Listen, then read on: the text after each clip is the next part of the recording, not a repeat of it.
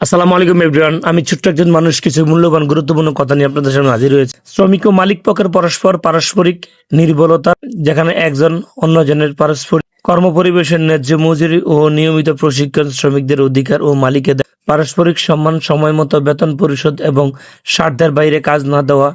Islamic দৃষ্টিকোণ অনুযায়ী শিল্পের প্রতিষ্ঠানশীলতায় সুসম্পর্ক বজায় রাখায় মূল চাবিকাঠি, ইসলামের ধৈর্যকাঠি। আমরা সবাই ধৈর্য সহকারে কাজ করব, কোম্পানি যেন ক্ষতি না হয় সেদিকে খেয়াল রাখবো।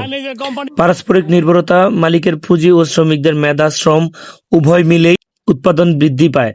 মালিক পক্ষ উৎপাদন মিলেই কর্মস্থান হতে পারে না, আবার শ্রমিক না থাকলেই কলকারখানা অচল।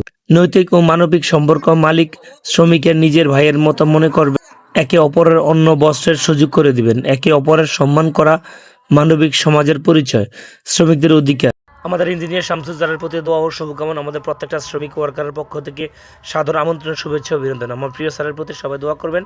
আল্লাহ সুবহানাহু ওয়া তাআলা আমাদের প্রিয় ইঞ্জিনিয়ার শামসুজ্জামান স্যারকে সুস্থতা ও নেক দান করুক, আমিন। সালামু আলাইকুম এভরিওয়ান। আজ 26শে মাহে রমজান।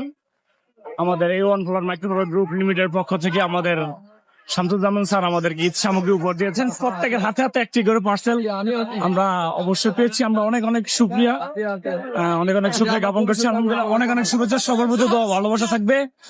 আমাদের ইঞ্জিনিয়ার শামসুজ্জামান স্যারের প্রতি সবাই দোয়া করবেন। আমরা সবাই দোয়া করবেন ইনশাল্লাহ। প্রত্যেকটা শ্রমিক ওয়ার্কারের প্রতি সবার প্রতি দোয়া, ইনশাল্লাহ ভালোবাসা থাকবে।